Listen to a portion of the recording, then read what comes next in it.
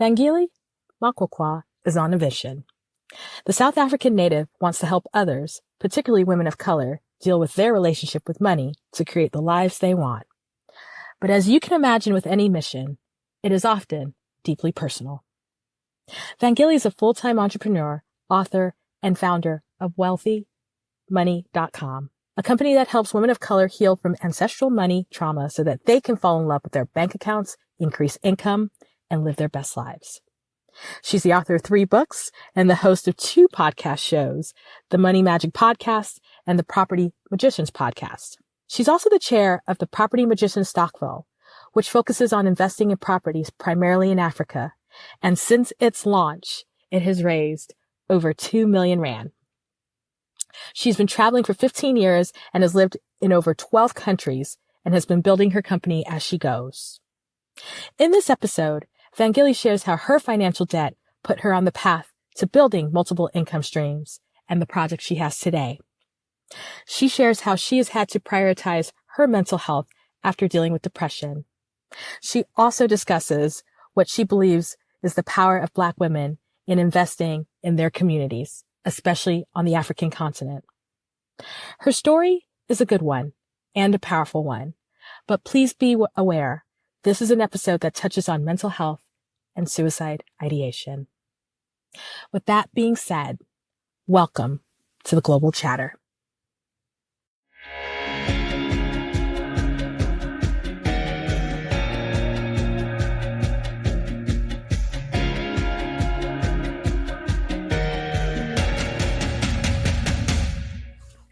All right, good day. You are listening to another brand new episode of the Global Chatter. And if you've been listening to the show for a while, you will know that sometimes these episodes are recorded early in the morning due to the fact of where I am and where my guests are.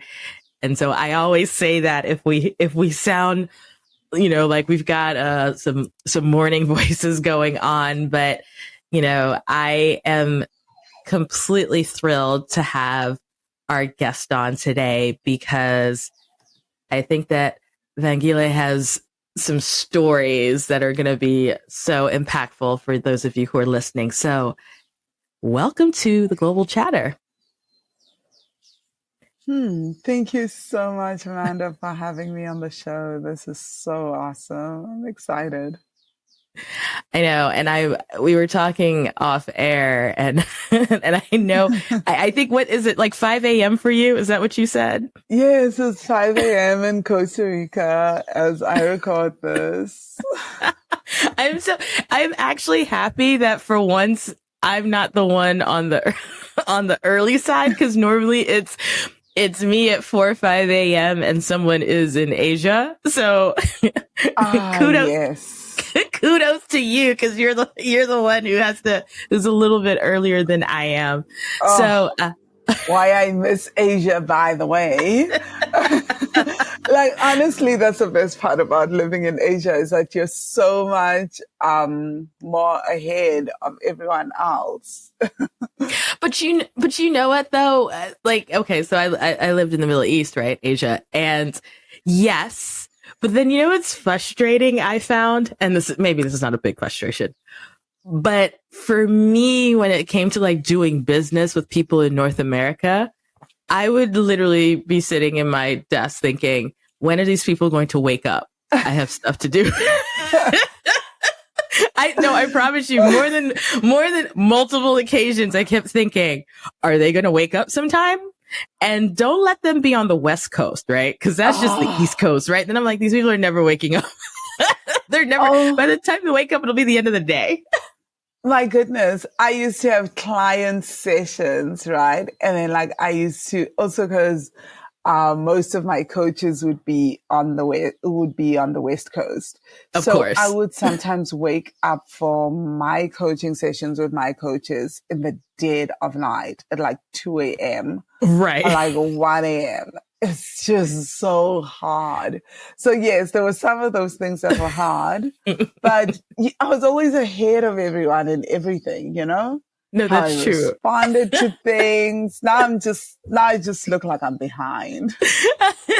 No, and it's true because one, as I do a lot of stuff internationally, and so I'm very mindful of when I do things because people in that part of the world often have to be the ones that sacrifice their sleep in order to do work, with the rest of the world.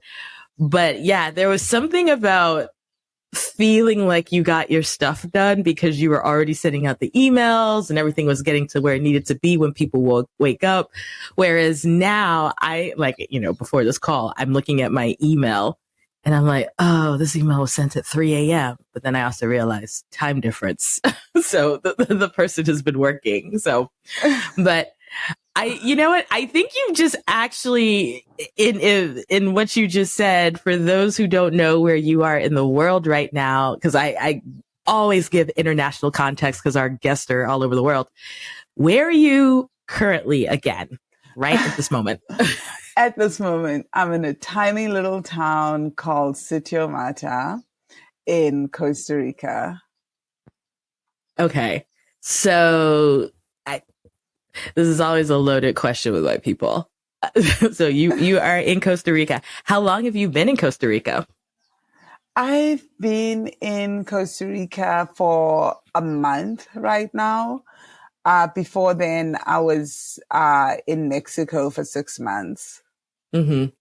Nice. Yeah. What part of Mexico? I was in a tiny little town called Puerto Escondido in Oaxaca province. Oaxaca has become really, really popular in recent years. Right? No, for sure. Now, and I'm beginning to feel like you have a flair for small, cool little towns. I do. Puerto Escondido was gorgeous. I really, really fell in love with Mexico, but I've always lived in little towns actually on my travels. I'm not, not always, but I've gravitated towards little towns versus big cities. I'm not a big city person. To be fair, I realize I'm not a terribly big city person either. Like I don't mind cities, but I realize, especially the older I get, I like smaller cities. Like I want those that have enough with character, but I'm not gonna lie. I do tend to find New York, and I've always found New York very overwhelming. But I think it's also, I just don't like having a lot of people around me. Yes. Do you know what I mean?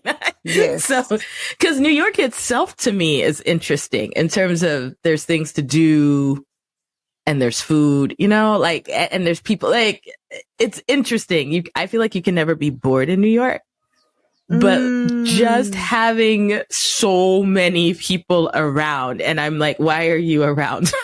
Like, why are you near me? Why is there not space? I know it's very self-centered. Personal space, please. Give me my space.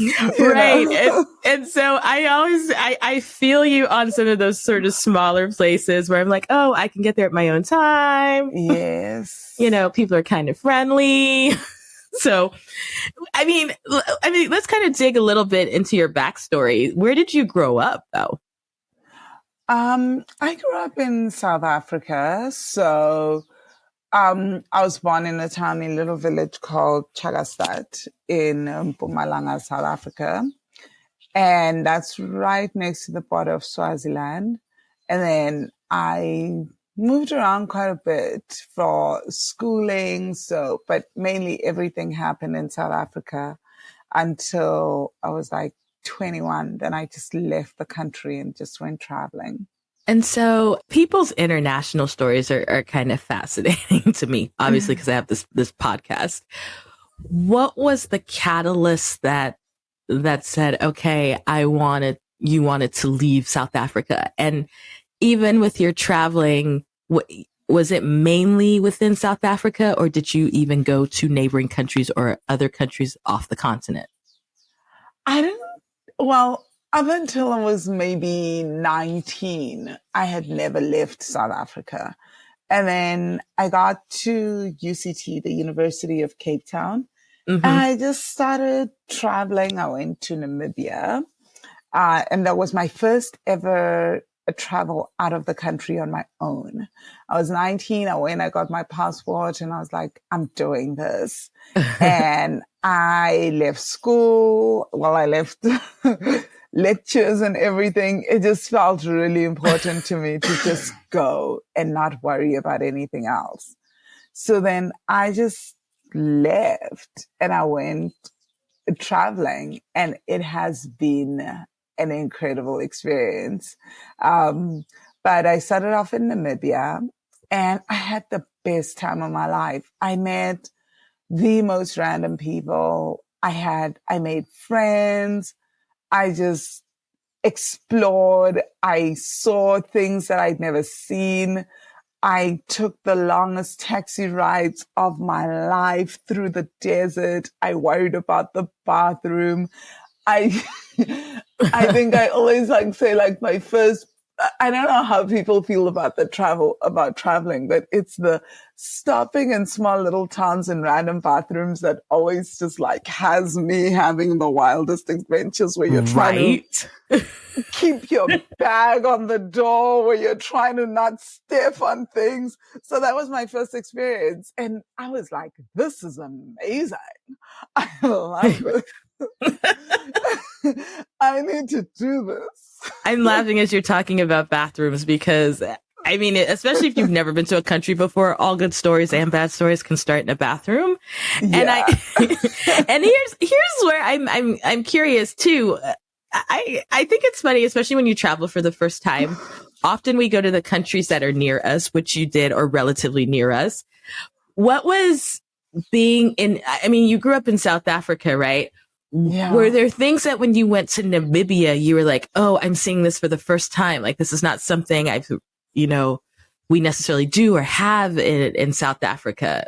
Yes. We have the Karoo Desert, but I mean, honestly, to have the desert like that, and then to be in Swakopmund, where the desert and the ocean were meeting, that was really, really incredible for me. I mean, just all that desert was amazing.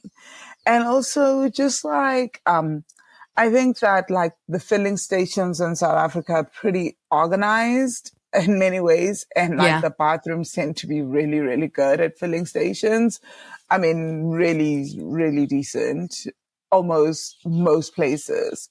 So to then get to Namibia and then to just have that whole experience made me really feel like this is just a whole different vibe, And I was like, what else am I missing? I think South Africans are very friendly in general, but in Namibia, people were so much more friendlier. It was that, okay, it's one thing for people to be friendly in your country because you speak the language and everything. But everyone in Namibia speaks English and Afrikaans, so it wasn't too hectic, but they also have their own local languages. But for everyone to just be that extra friendly, it was also the first time where strangers just I didn't know the country. So people just embraced me and took me under their wings. And I was like this doughy-eyed and bushy-tailed 19-year-old. And I was like, this is amazing. I can really, really do this thing because I can just rely on the kindness of strangers and just rely on human goodness in general. So would you say, it's clear that trip had an impact on you. Was that for you? You felt like kind of the starting point of you were going to have this international life at some point? I always knew I was going to have an international life. I think back to where my travel interest came from was high school. So I remember this was a big point for me around my depression when I struggled a lot with depression in my teens. But one of the other factors was this concept that you have to wake up and go to school and kind of do the same thing over and over again. And I always felt like, why am I doing this? Why am I even bothering with studies and all the stuff? Because I know that one day I'm just going to be going around the world. I'm not going to be sitting in an office. I just kind of had that intuitive feeling that like, I'm going to be exploring different parts of the world, different cultures, different languages. And a lot of what I was doing wasn't actually preparing me for that life. You know, you've touched on a couple of things, and having worked in education for a long time, it's not surprising in the sense that I think often students do struggle with what is it that I'm doing right now, especially the students that have a general clear path. What am I doing right now that really connects with my future? And it's really hard to hold an attention span, right? Yeah. If you can't see, especially when you're younger, because you don't have the same experiences as an adult where you can kind of lean on and say, maybe like you understand a little bit better how to transferable skills or how to connect the dots. It's harder when you're younger. And so I could see that how that could be a challenge, right? Because it's totally right. So it's like, how concept. do I, right. Well, I mean, I think even now as an adult, right. I meet people who I want to do these things, but I don't know how I can reconcile it. And so I think that there's that. And I think that part irrespective of who you are. And then, you know, the layer, of course, of your mental health and your mental wellness on top of that. Right. And I'm curious. This is the counselor in me. People know this. You know, being a young person in South Africa was with the depression that you were dealing with, was it recognized by your family? Okay. So actually, I didn't even know I was depressed. I went to a really good school, and they called, and one day I was in grade 7. I was like 14. And I was doing drama. So we had to do 2 extracurricular, 2 cultural activities and 1 sport, or 2 sports and 1 cultural activity. So I did drama and debating, and then I did swimming. And so one of the things that we had to do one day in drama was just talk about how we're feeling and create a play and act it out. And brilliant concept, right? Like, right. It was something like in the first term already. And I started talking about me and what I was going through. And instantly the drama teacher paused everything. And she was like, I'm going to get the school psychologist. And our school had a psychologist, like a proper trained therapist on the premises, and students could go see her at any given time. And so she was brought in to rewatch everything. I had to re-explain everything. And before I knew it, the class was dismissed, and I was taken out with the drama teacher, with the psychologist, and they brought in the principal, and it just became a thing. And from then on, I was in therapy from the time I was in grade 7 until the very last day of my school in grade 12. So it was very, very much recognized. And I think it's really, really interesting because from the time I was 14, I had the language around mental health. I'd been getting therapy since I was for twice a week. So I just kind of had this understanding that mental health is a thing, and that there are resources and tools that you can work with. That's kind of amazing in the sense that, you know, as you and I have talked earlier, many people know my background is West African. We don't always have the conversations framed that way, and we don't even always have the conversations. And even when the conversations are there about mental health, they are not always accompanied by resources because access and limitations are there. So, you know, I have most certainly met young people in where I am right now who have had that language, and maybe even younger, right? Around mental health. But I even when I think back to my childhood, didn't really hear or see it And I was in some privileged spaces, and I own that. So to hear that at least there was support is pretty cool. I mean, it may not have always felt the best at the time too, as a teenager, but not at all. Right. I mean, I'm being honest. It's like, you're also diagnosed at 14. I worked with 14, 15, 16, 17-year-olds. So, everything else is also going up and down, hormones, right? But I genuinely felt like it was one of the best things that happened to me, because I don't know about other teens that are in therapy, but I would look forward to those 2 1-hour sessions in a week. Because I think as a teenager, where else do you have the space to unpack what you're going through, and to really, truly share and just be heard and feel heard and really hear your own thoughts, right?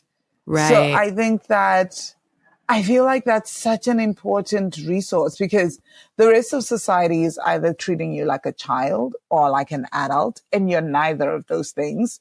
And at home, coming from an African family. So ironically, my mom's a nurse, so she would know more about mental health. She just clocked it up as, you're crazy. That's why you're going to that's why you're going to therapy. Like literally, that was her entire chat. And that was that, which kind of also drove me a little wild.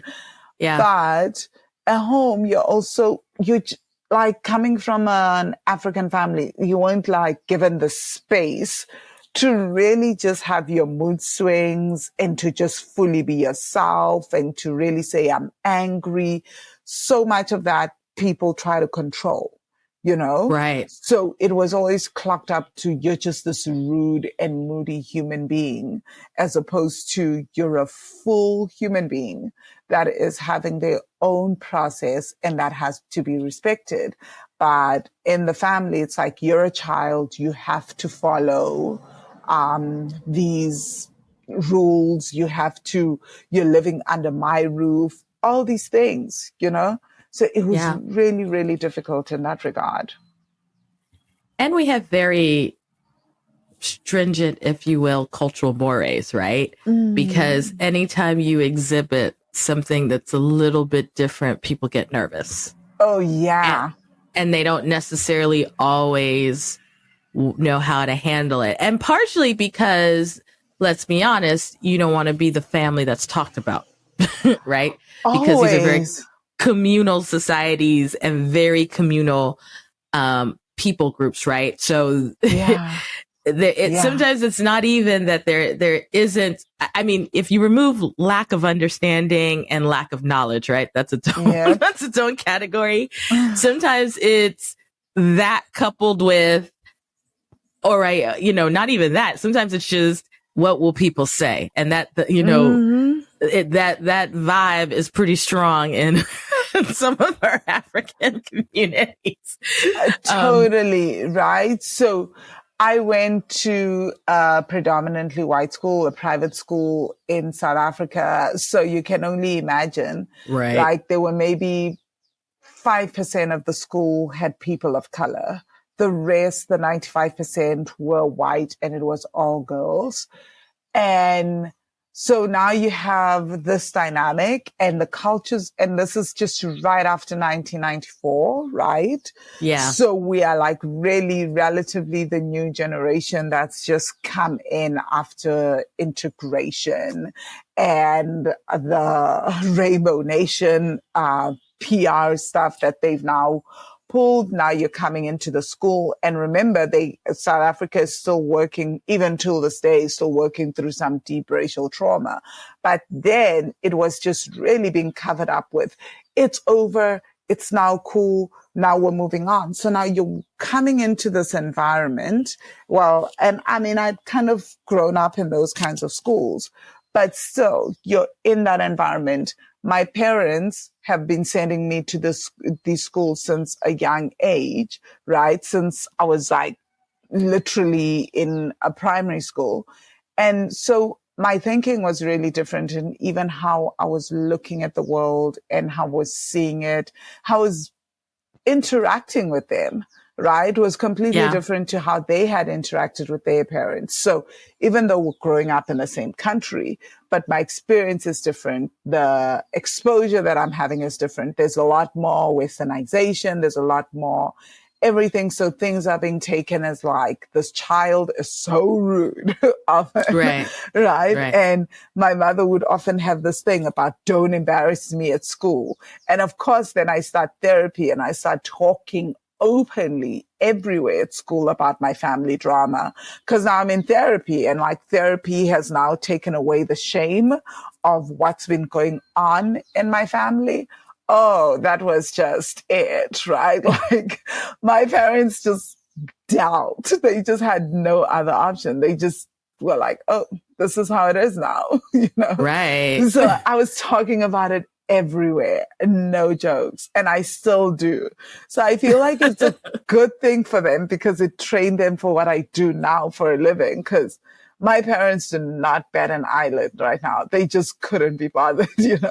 Right. They just continue with their lives.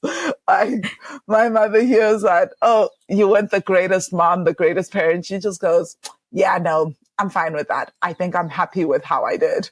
You know, she doesn't do anything. And you know what though? Here's the thing. For her to be at that point, and I'm assuming you still have a relationship with them. Yeah, definitely we do. Is pretty impressive. You know what I mean? Like, honestly, it's sort of like, okay, this is how I did. This is what I had with what I did. And I think also if we listen closely to what you just said too, is that you also recognize where they were coming from. Yes. And that's powerful. And you know the concept. And it doesn't mean that parents always do something that's right or always perfect, but you also recognize a context, which honestly, I would say is very trying, irrespective of your background, just because of the very public history of South Africa, right? And then being in the midst of that transition, which was not that long ago. So, you know, you're asking, you almost can't judge them for it because you're asking parents to have a complete mind shift while a country's trying to have a mind shift in the midst of a lot of turmoil.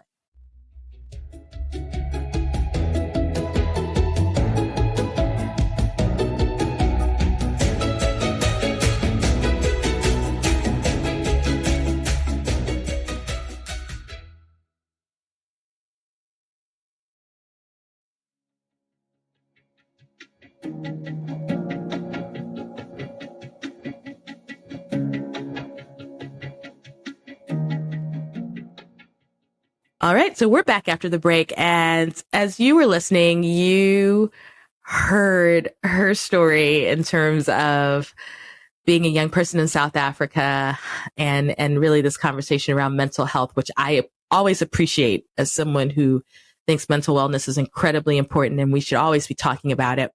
So we know that you go to college at the University of Cape Town, and then you will ultimately come to the United States for your master's degree. So let's talk a little bit about that experience. What was happening there? Oh, yeah. I just came to do my MBA because, you know, like I said, I was at university. I start traveling. I go to Namibia when I'm 19.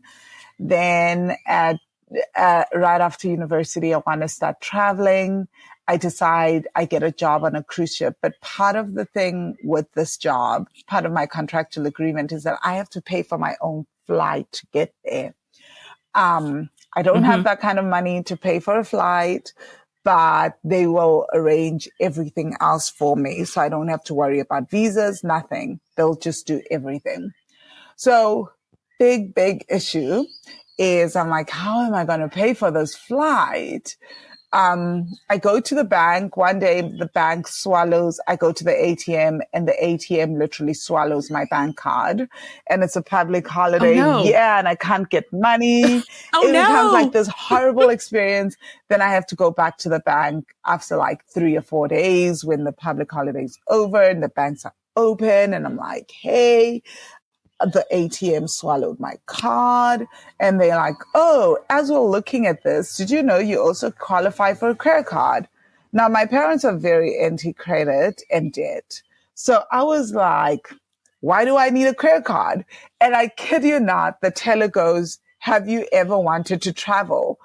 I am all ears now. And this is how my entire journey with credit cards started, by the way. So I'm just like, what?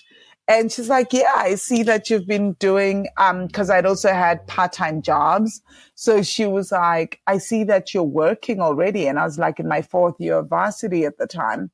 And I'd managed to, from 3rd year, get myself into a proper mining and energy job. I passed the exams and everything. And they were like, wow, you understand economics and trends. Would you? And they said, yes, I could work at the office and be a mining and energy analyst. So I already had like a career when I was at varsity, because I was like, I really love what I do. I'm just going to go get a proper job and negotiate for it. So they saw that I had a salary coming in every month.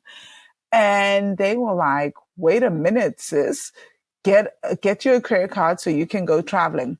So I get my credit card. I go traveling. But on my travels, I'm busy. I'm working on a cruise line. I'm busy gallivanting around the world and waitressing and taking piece jobs and everything. And at some point, one of the things that happened on the cruise line was I was like, I hate this job, So I want an option. And for whatever reason in my head, I was like, I'm going to go I'm going to go write my GMAT. And you have to negotiate with the captain of the cruise ship.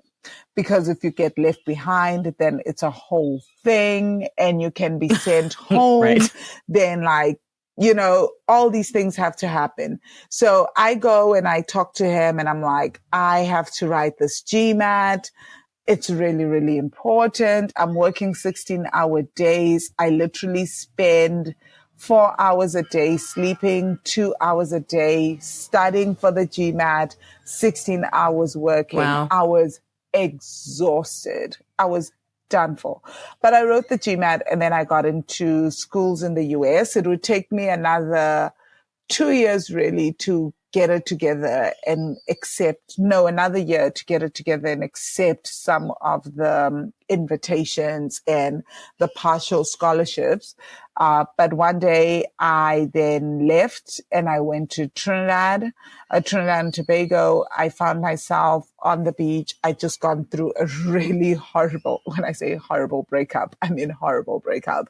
And I was on the ocean in Tobago. I was on the beach in Tobago and I was like, I think I should respond to these applications and say yes to something because I'm now in debt. I've got heartbreak. What am I doing with my life? But you're in Trinidad and Tobago. Yeah, but I've been heartbroken. I know. I got right. I mean, you were mentally there, but I get it. The rest of us are like, but she's on in the it Caribbean. was amazing. Anyway, can I just say? So my heartbreak really went within 24 hours. But now I'm starting I don't have a real game plan, I'm worried about my debt and that in every country I'm living in, I'm just getting credit cards and using credit cards to move forward. Wow. And then I have it in my head, somehow that if I go and I do an MBA, I'm going to go into investment banking. I'm going to go into private equity. I'm going to make lots of money. And by the time I'm 40, I'm going to retire and I'm going to be wealthy. The plan takes shape in my head and it makes sense, which is how I ended up in Boston, Massachusetts in grad school and how everything took me where I am now. What did you think or what did you intend that the MBA was going to do for you? So what was your hope at the end of completing it? Exactly that. Literally, I had this notion in my head. This was before I didn't really understand how many people get master's degrees. In my head, I felt if you have an MBA, you're employable. So that means that I'll have my pick of employers anywhere in the world. and I will be able to get jobs wherever I want, and it will give me access into the investment banking field. Because in my head, if you're an investment banker, then there's no way you could struggle financially. You are always making good money. That's fair. That's fair.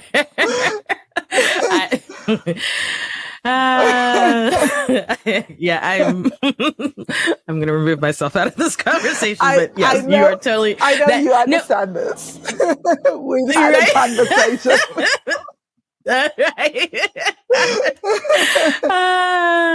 Yeah, well, thank you for your thoughts on that. And no, but you're not wrong, right? I mean, and here's the thing. It's not different from any other field. Why do some people become doctors? Obviously, because they want to help and care for people. That's some folks. There are other people who are looking for stability, right? Same thing with engineering. So, I mean, nothing you've said, and I think nothing you've said is out of the ordinary.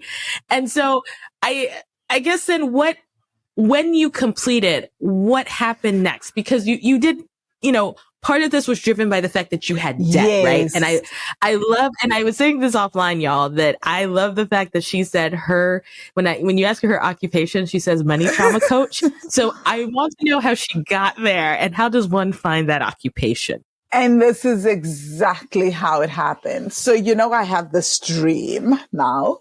So I go into the MBA program. I work myself ragged. Well, maybe not too ragged, because I'm in the MBA program. I'm still jetting off to the Caribbean as often as possible. Of course. So clearly my debt wasn't deterring me from doing things.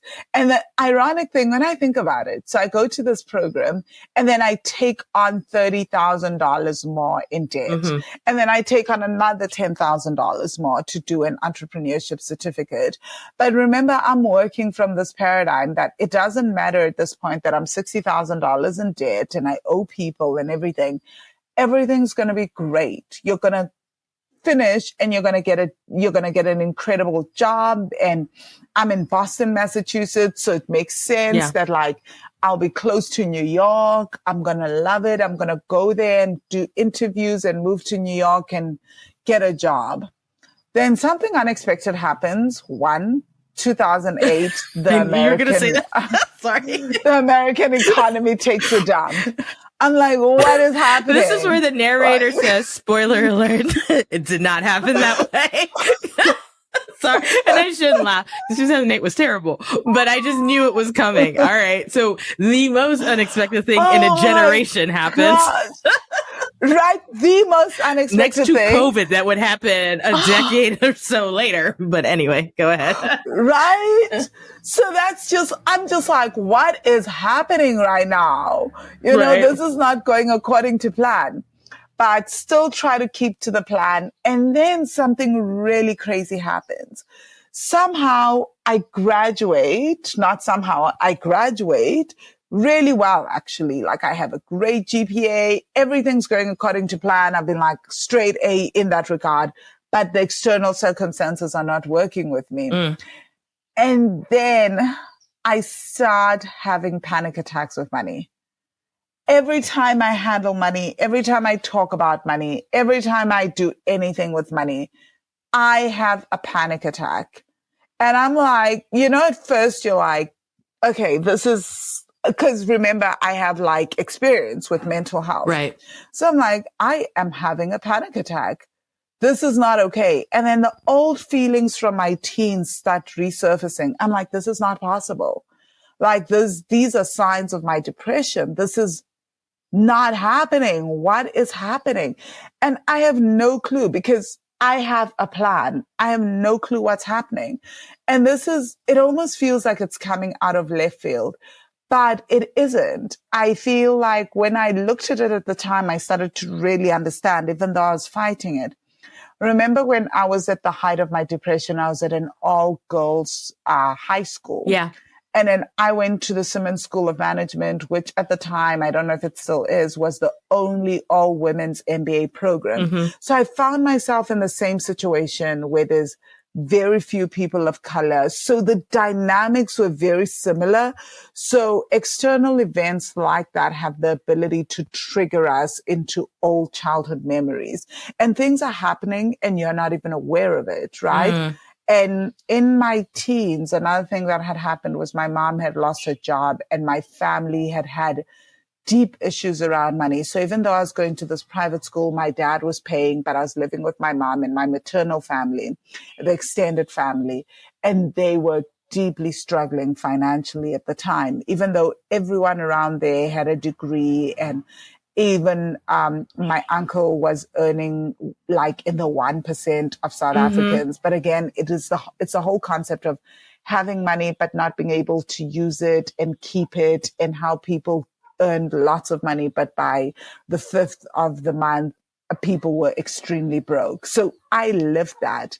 And I don't know how, but like I remember very distinctly coming back from a trip in the Caribbean from Trinidad, and just having this experience when I landed in Boston again, and just having this feeling that like I don't have enough money and money's going to run out. And then it just started going, and I kept trying to fight it, because these were the same thoughts and emotions that I had in my teens.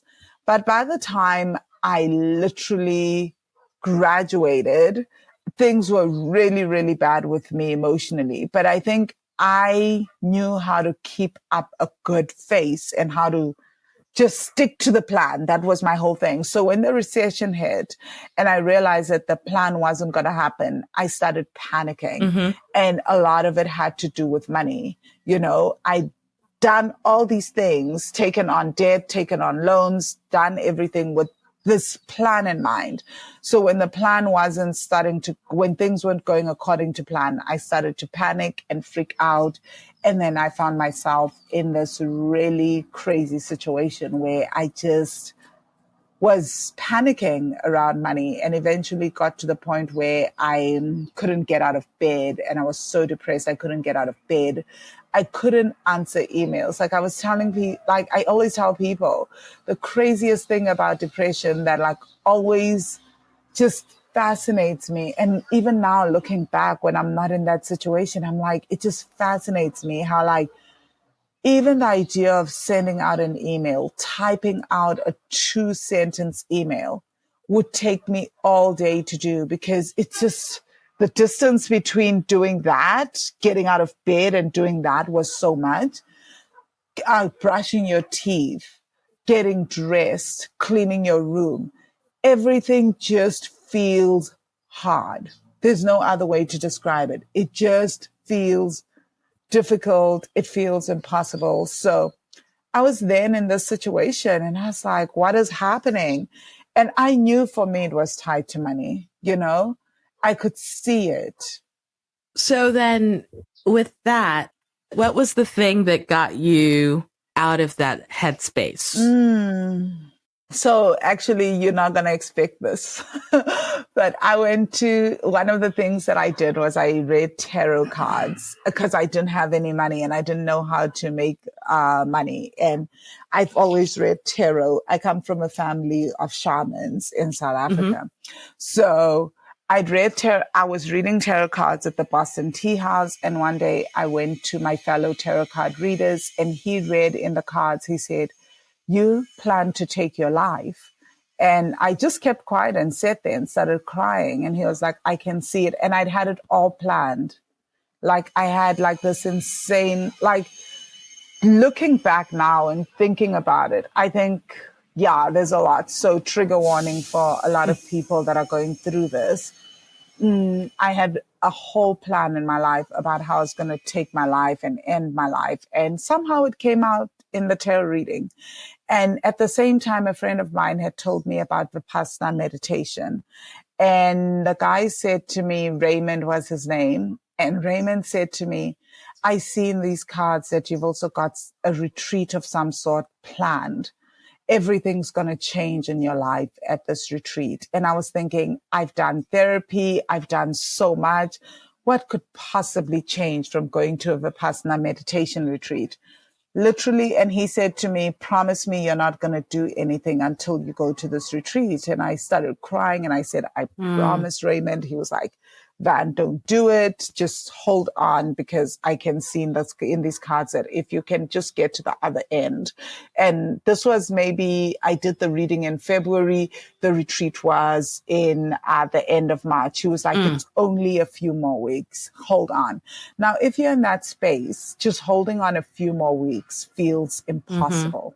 Every day is a fight. It's like you're literally fighting to get through an hour.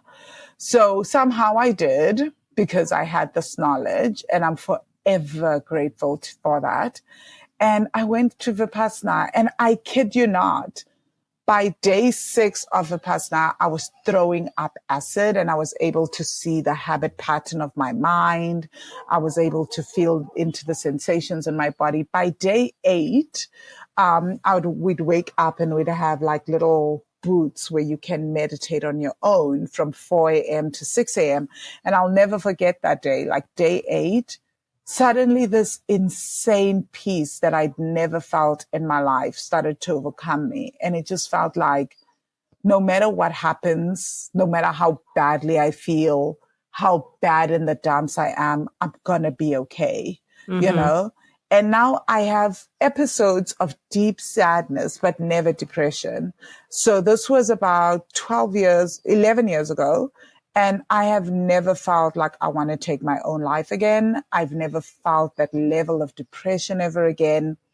And this is then how I started looking into trauma and looking into how trauma lives in the body. Because in that meditation session, I also had a lot of past life revelations. In those 10 days, I went into past lives. I started to really understand how like some of the stuff was not my own, was passed down from lifetime to lifetime. And I was also able to see how it was passed down from one generation to the next. So a lot happened in those 10 days, but also I went into those 10 days saying, I'm going to do all the meditation and follow the rules and do everything, because I had this knowledge from this tarot reader that if I do that, I would have this incredible transformation. I didn't know what the transformation would be, but I didn't expect that it would be that like I would never, like that my depression would lift so radically. I mean, I walked out of there and I've just never, like I said, had a suicidal thought since that day, since Vipassana. Oh my gosh. I mean, first of all, kudos to you for being transparent, because these are not necessarily the easiest things to talk about, and not always the things that folks are comfortable, and it may not be comfortable for you. It's just, but it may be necessary, right? Sometimes we share things that are not always the most comfortable, but they're the most necessary, right? And the ideas that we have about money and what gets passed down and how we feel about it and how it can trigger a response, I think that's very real. And I think, especially as you alluded to, especially when you come from communities where you may not have always had, right? There is definitely some emotional history with money, and we don't always recognize it. Right? And we don't always recognize it until something triggers a response. And then we realize, oh, we are having a reaction to how we may have grown up and what we've internalized.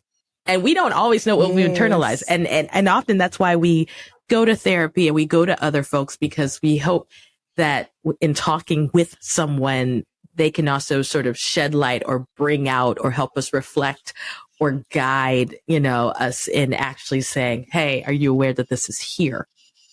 And help you connect the dots. And so I think it's a lot. And so, with that knowledge and your experiences, I would imagine that this is what's kind of guided your work, right? As you work in wealth and taking obviously your formalized training, but your experiential training, right? Meaning your lived experiences and working with others. Does that sound about right?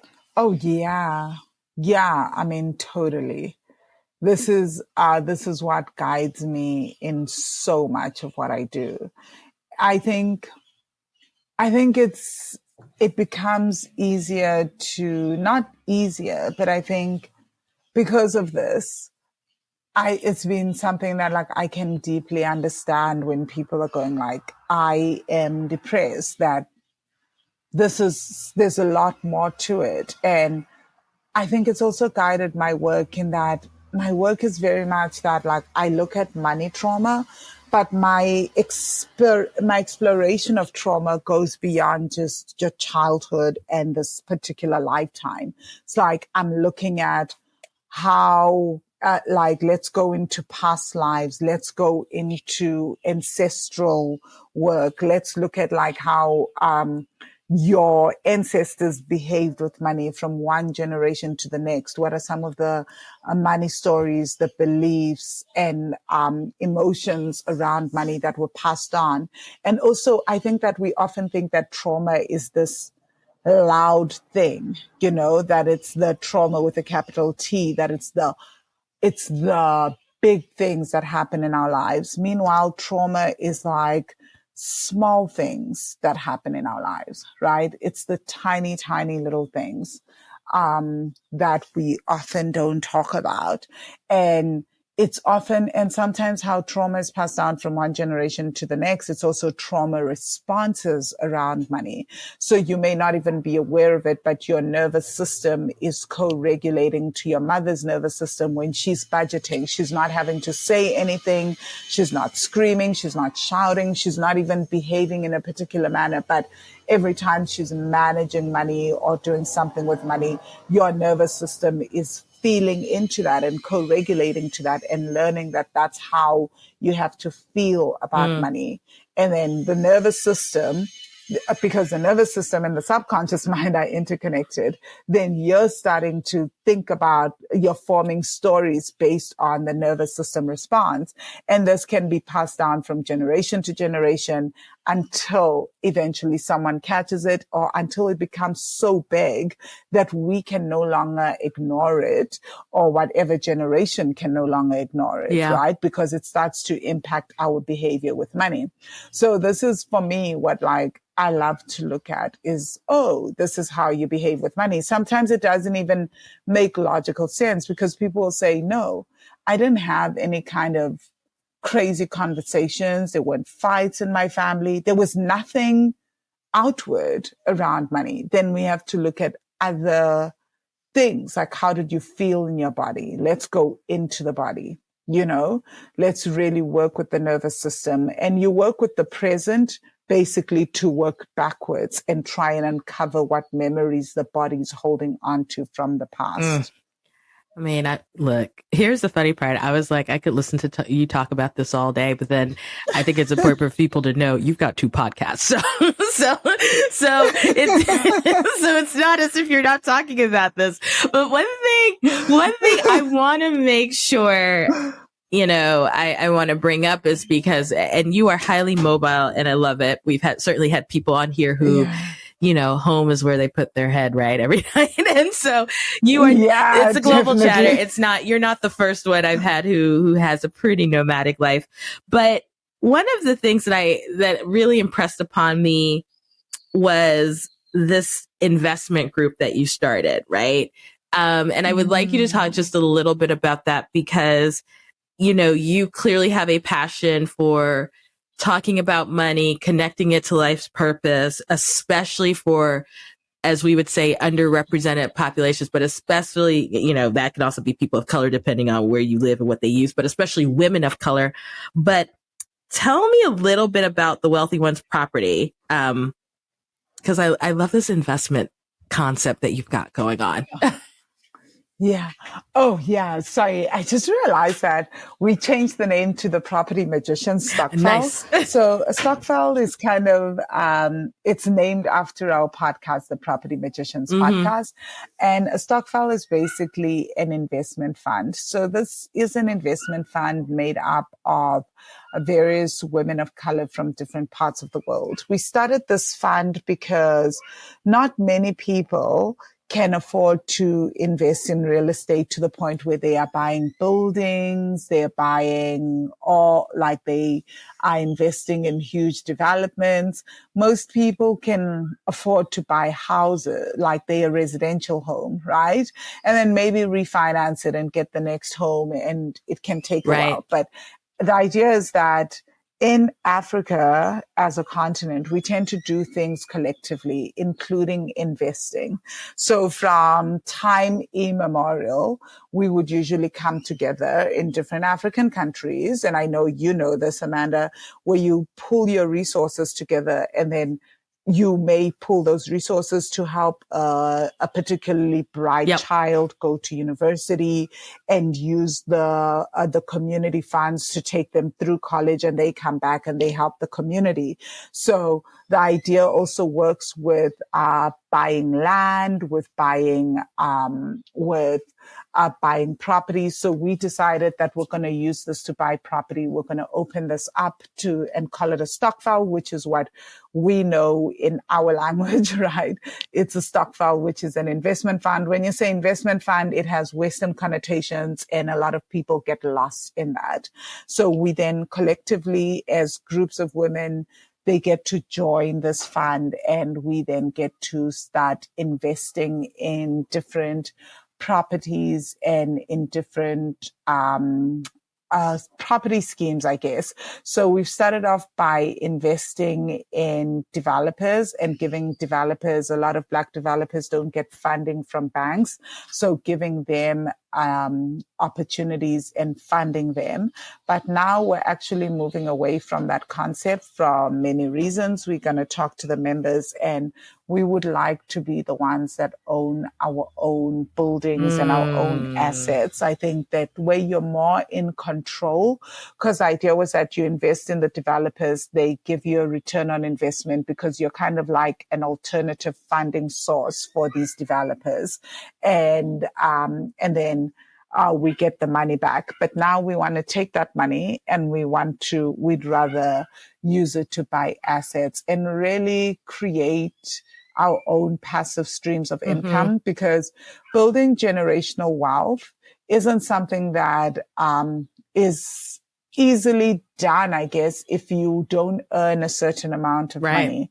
But if you're a collective, even having $100 or $200, then you can own a portion of a real estate. You can own a portion of a property and start collecting that passive income through rent.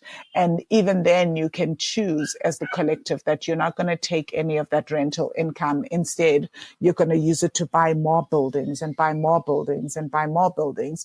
So even if someone has like just a small little percentage of this fund, right, they still would end up, because even if you end up having 1% of the company, over time, that 1% will grow because you've invested in this, and we're building a company that's going to last for a long time, that will continue to accumulate assets. So that's one way to start building generational wealth.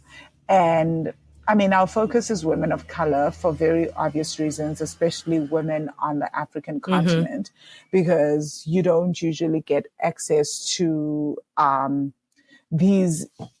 you don't usually get access to a platform where your voice is heard, where people like you are representing you in terms of making financial decisions and investment decisions. And I really, really understanding where you're coming from. Oh my gosh. I'm sitting here cheering you on, because one thing, and as we are wrapping up, is that to see someone, one, to have a story coming off of the African continent, two, to be very vulnerable about mental health, three, to talk about debt, four, to be highly mobile still as an African woman, and then to be building businesses that can go with you wherever you are, and to help and support other women of color globally to have opportunities, is crazy awesome. It is crazy awesome. And I am sitting here just thinking to myself, oh God, I need to have her back on again. Because I'm already in the back of my mind going, yeah, she'll be back. There are a couple of people that I have come back. She's gonna be back because she may just have to do a straight like show on like investing, like while abroad. And so, oh my goodness, oh man, that's a whole other that's what story. I'm saying, Gosh, right? Like we're gonna do this, and I rarely. We're gonna talk about this, and also I rarely. Can I just tell you the struggle of having international people in the stock file and just having the exchange controls that we have in South Africa. You know what? You're definitely going to be back on. I know I'm like, well, how am I going to make this work? It doesn't matter. I'll make it work. I always make it work. But good God, Vangile, thank you so much for all of that. I feel like y'all are going to have to stay tuned because she's going to come back, but this is a taste of her story. And so she, as you would have heard in the intro, podcast host, got 2 podcasts. That'll be in the show notes, has a website. That'll be in the show notes and on the web and our website, has this investment program, has 3 books, which will also be in the show notes. But I am so grateful for your time with me this morning, because if for nothing else, I think just introducing your story to an even wider audience, and I'm watching your growth is important. And so, yeah, I'm still digesting what you said about the investment, but I am so glad that we both got up early this morning for this. Yes, I am too. Thank you so much, Amanda. This has been amazing. Thank you for having me on the show. And I love in the background that the day is starting in Costa Rica as I'm slowly hearing animals. It's like a perfect end to this episode. It really, really is. I'm actually going to go back to bed for like 3 hours. You've just listened to an episode of The Global Chatter, which is hosted by me, Amanda Bates. It is edited by Stephanie Ficcio. Don't forget to subscribe to The Global Chatter on your favorite podcast platform. You can also follow us on Instagram at The Global Chatter, or stop by Twitter and find us at Global Chat Pod. If you have a question, want to subscribe to the newsletter, or are interested in sponsoring, visit theglobalchatter.com.